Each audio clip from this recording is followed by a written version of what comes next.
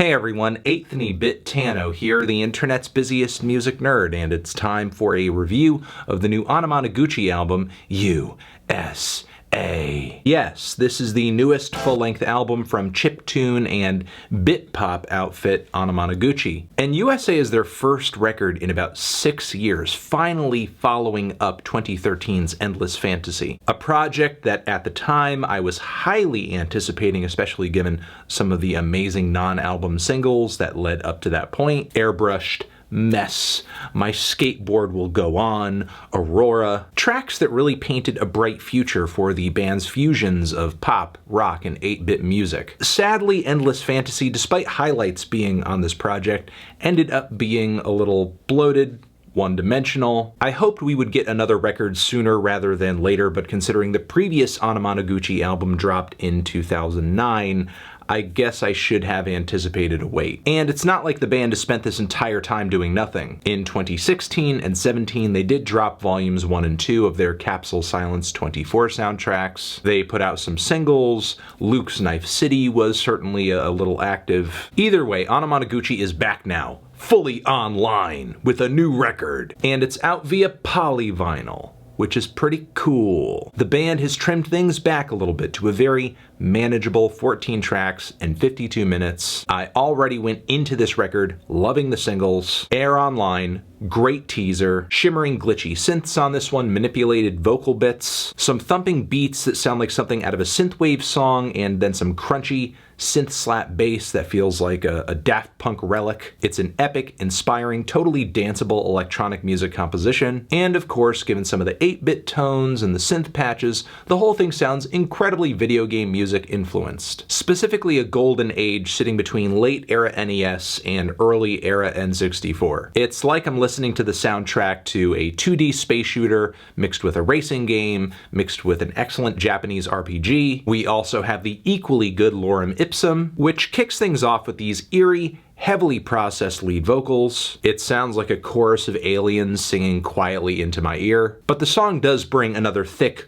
grand, explosive display of 8-bit synths, booming, distorted drums as well, but the percussion on this track sounds live, and gets pretty aggressive too. The track has an amazing build, incredible melodies, the whole thing sounds like I'm saving the fucking world with my closely knit group of superpowered anime friends. We're all combining our lasers to create like a giant rainbow blast into an asteroid that's going to just crash into the planet and kill everyone. The final climax of the track leads to this very dystopian, drony ambient outro. It's really intriguing, especially when what sounds like ocean waves start creeping into the mix, as well as some deep, unsettling, ghostly bass. So between these two tracks, these two teasers, there's a lot more versatility than there was, I think, throughout a great deal of Endless Fantasy. So given that, I was pretty excited to hear the rest of this album. I dig the curious and strange intro that leads into LOREM IPSUM, the slowly climbing and falling synth notes, the digitized chants of USA. It's one of those introductions that works incredibly well just by virtue of being so weird you wonder what's going to come after. Past this point, the band just keeps delivering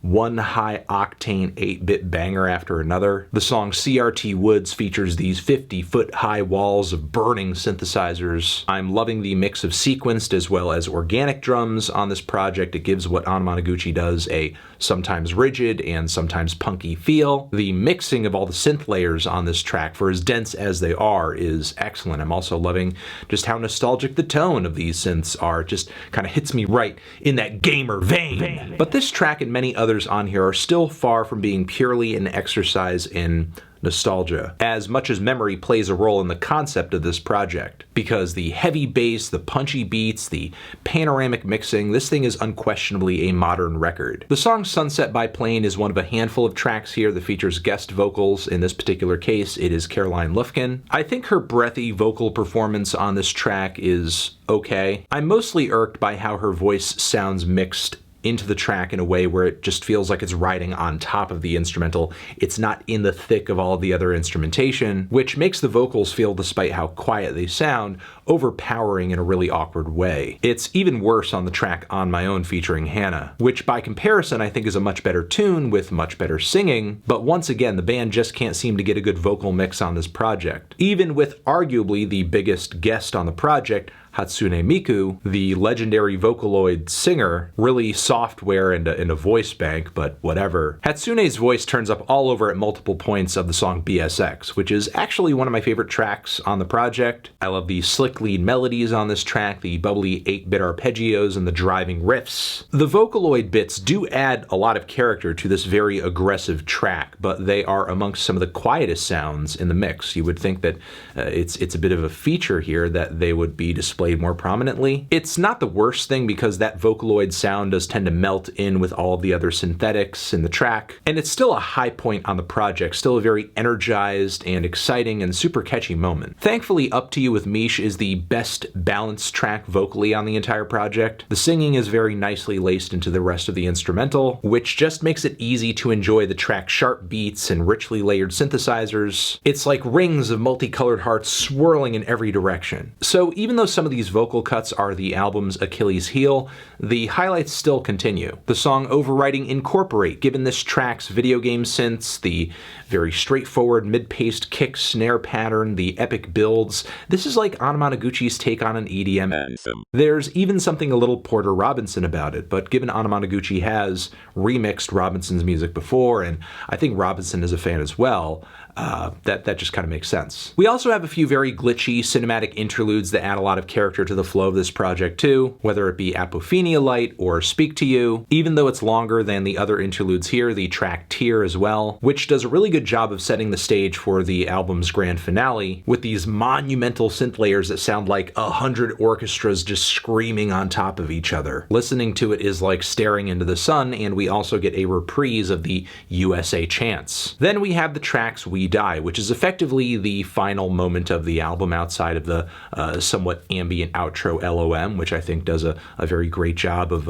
resolving the album in a beautiful way. We Die takes its sweet time to evolve out of these fragmented synth passages. A very soft beat begins to introduce itself, and suddenly everything is following suit, orbiting around that. And immediately after this, it's nothing but plucky 8-bit synths, roaring bass, house-inspired kick drums. It sounds like if Zed and Crystal Castles were taking turns beating Master Blaster, and now they're finally at the ending credits. Overall, it's a very strong finish to a pretty consistent and creative album, which again did have some vocal mixing issues, but nothing that derailed the entire LP. But seriously, what an accomplishment for Anamanaguchi this project is. The record sounds and feels great. I would say it's a must-hear for this niche genre, and also there are qualities about this record that I think should lead to it transcending outside of the 8-bit world, because the melodies, the compositions, the layering, the mixing, all around, even if the aesthetic of this record is very specific, they're really good fundamentals on nearly every cut here. It's why I see no reason why fans of EDM or video game music at large shouldn't be getting into this record. Also, instrumental rock fans too, don't miss out. Don't assume the whole 8-bit thing pins Anamanaguchi on this record to a particular post or genre and that's it, because that is merely the banner under which the group explores so many different sounds and styles. I'm feeling a strong 7 to a light 8 on this one. Transition, have you given this album a listen? Did you love it? Did you hate it? What would you rate it? You're the best, you're the best. What should I review next? Hit the like if you like. Please subscribe and please don't cry. Hit the bell as well. Over here next to my head is another video that you can check out. Hit that up or the link to subscribe to the channel. Anthony Fantano, Anamanaguchi, USA, forever.